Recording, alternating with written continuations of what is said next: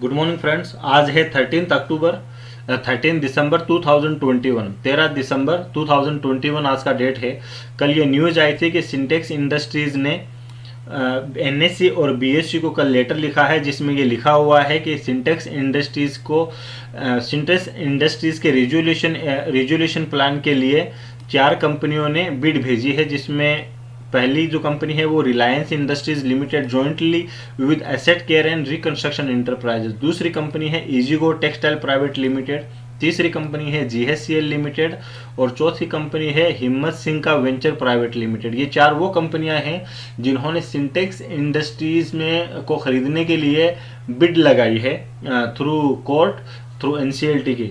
ये जो है ये ऑथोराइज पेपर है जो कि बीएससी और एनएससी दोनों की वेबसाइट पे अवेलेबल है, जो कि 11 दिसंबर संडे को सेंड किया गया था। ये जो डिटेल है ये डिटेल दूसरे वेबसाइट पे भी पब्लिश की गई है। अगर आप यहाँ पर देखोगे तो यहाँ पर भी सेम डिटेल दी हुई है। Reliance partner bid to acquire textile company Sintex. अगर आप यहाँ पर देखोगे तो इसमें दिया हुआ है Mukesh Ambani lead Reliance company along with the partner are among the companies which have bid to take over the bankrupt textile firm Sintex industries limited. Reliance along with the partner, अपने पार्टनर के साथ उन्होंने बिड लगाई है टू टेक ओवर करने के लिए bankrupt textile firm Sintex industries. जो बैंकरप्ट हो चुकी है सिंटेक्स इंडस्ट्रीज उसको टेक ओवर करने के लिए बिड लगाई है। रिलायंस के साथ साथ और जो कंपनी है उनमें है जीएससीएल, इजीगो टेक्सटाइल प्राइवेट लिमिटेड और हिम्मत सिंह का वेंचर। ये 4 कंपनी है जिन्होंने बिड लगाई है जो ये सिंटेक्स इंडस्ट्रीज के लिए, जो कि एक बैंकरप्ट कंपनी है। दोस्तों, ये ऐसे जो केसेस होते हैं जहां पर कंपनियां बैंकरप्ट हो जाती है, तो ऐसे कंपनी के अंदर आप बिड अगर आप इन्वेस्टमेंट करते हो तो बहुत ही सोच समझ के करना, क्योंकि ऐसे केसेस में कुल 3 केस जो है वो निकल के आते हैं।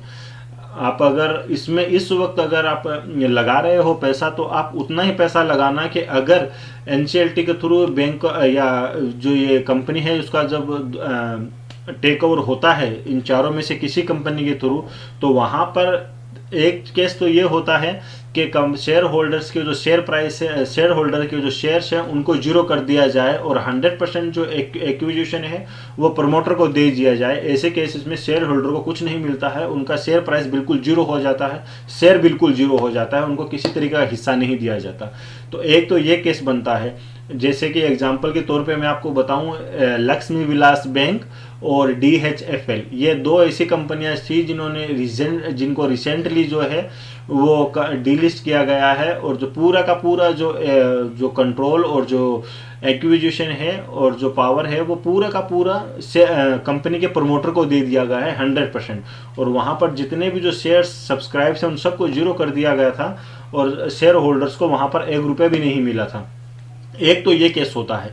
तो ऐसा अगर एक्विजिशन के बाद में अगर कंपनी के शेयर्स को बिल्कुल जीरो कर देंगे तो आपका जो पैसा है वो बिल्कुल इसके अंदर जीरो हो जाएगा। तो इस वक्त आप इस कंपनी में उतना ही पैसा लगाए जितना कि आप लॉस करने के लिए अफोर्ड कर सकते हो, उतना ही पैसा लगाना, ताकि अगर ये शेयर अगर एनसीएलटी के बाद में या रिजोल्यूशन के बाद में अगर ये कंपनी के शेयर सब्सक्राइब उसको जीरो कर दिया जाता है और 100% जो होल्डिंग है कंपनी की वो प्रमोटर की दे दी जाती है, तो उसमें आपको कुछ भी नहीं मिलेगा। आपका पूरा का पूरा पैसा उसमें जीरो हो जाएगा, पूरा का पूरा पैसा इसमें बर्बाद हो जाएगा। तो इस वक्त इस स्टेज पे मैं आपको ये एडवाइस दूंगा कि आप उतना पैसा लगाए जितना कि आप खोने के लिए अफोर्ड कर सकते हो। और अगर आपको इसके अंदर ज़्यादा इन्वेस्टमेंट करना है, क्योंकि ये एक हाई रिस्क और हाई रिवॉर्ड वाली सिचुएशन है।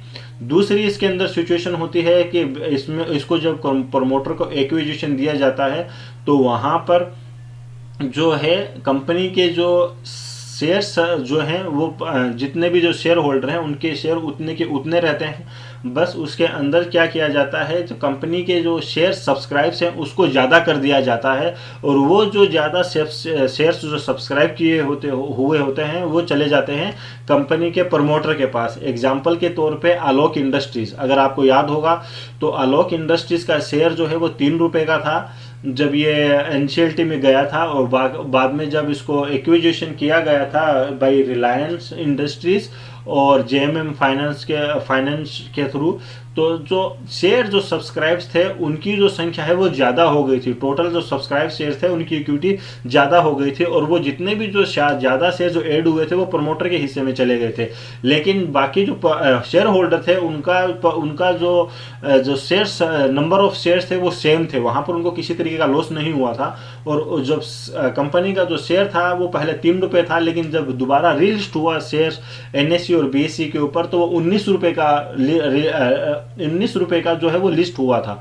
तो ऐसे केसेस में आपको इसमें अच्छा खासा प्रॉफिट होगा कंपनी के अंदर। तो उस केसेस में आप जब ये रीलिस्ट होती है तब आप इसमें आप अकॉर्डिंग टू सिचुएशन जो रेजुलेशन के थ्रू जिस तरीके का जो सिनेरियो बनता है उस स्टेज में आप इसमें heavy quantity based on your research, based on your financial adviser से सलाह लेने के बाद में आप इसमें हेवी क्वांटिटी भी ऐड कर सकते हो। और तीसरा इसके अंदर जो सीन बनता है वो ये बनता है कि आपके जो शेयर सब्सक्राइब हैं, जैसे कि आपके पास 100 शेयर हैं तो कंपनी के आपके जो शेयर हैं, शेयर होल्डर्स के जो शेयर हैं, हर 100 शेयर्स को 1 शेयर कर दिया जाएगा या 5 शेयर कर दिया जाए, उनको घटा दिया जाए, कहने का मतलब उनको कम कर दिया जाए।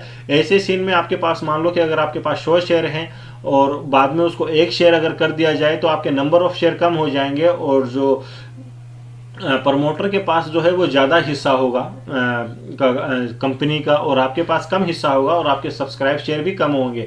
एग्जांपल के तौर पे ये केस, ये सिनेरियो बना था रुचि सोया के अंदर, जिसमें कि बाबा रामदेव को कंपनी की 99% होल्डिंग दे दी गई थी और जो शेयर सब्सक्राइब थे उनको हर 100 शेयर के बदले 1 शेयर ही बना दिया गया था और 1% जो शेयर होल्डिंग थी वो थी वहाँ कंपनी के शेयर होल्डर्स की। तो उस सिचुएशन में जब वो शेयर 3 रुपये का शेयर 19 रुपये पे लिस्ट हुआ था और वहाँ से फिर वो शेयर 1500 रुपये तक गया था। तो एक ये सीन बनता है।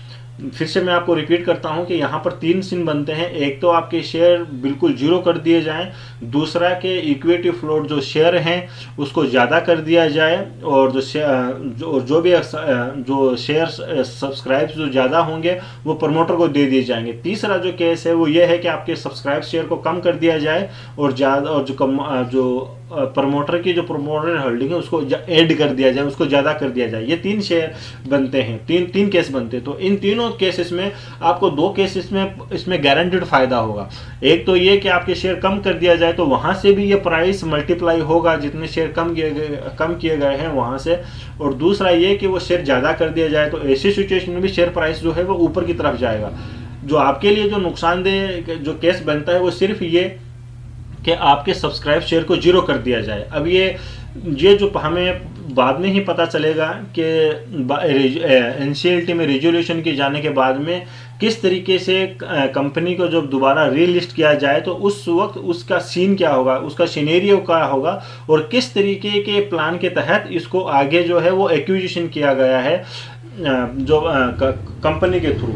तो ये जो है ये बात नहीं पता चलेगा। तो मेरी जो एडवाइस होगी, मेरा अपना भी इसके अंदर पर्सनल इन्वेस्टमेंट है इस वक्त, लेकिन मैंने उतना ही पैसा लगाया है कि मैं उसको लॉस अगर जीरो हो जाए शेयर तो मैं अफोर्ड कर सकूं। बाद में जब ये रीलिस्ट होगा तो किस पैटर्न में ये और किस तरीके के एक्विजिशन के और किस रूल्स के तहत इसको जो एक्विजिशन दोबारा एक्विजिशन होगा प्रमोटर का कंपनी के अंदर और किस तरीके की शेयर होल्डिंग होगी, बेस्ड ऑन दैट मैं इसमें आगे अपना जो है वो इन्वेस्टमेंट ऐड करूंगा।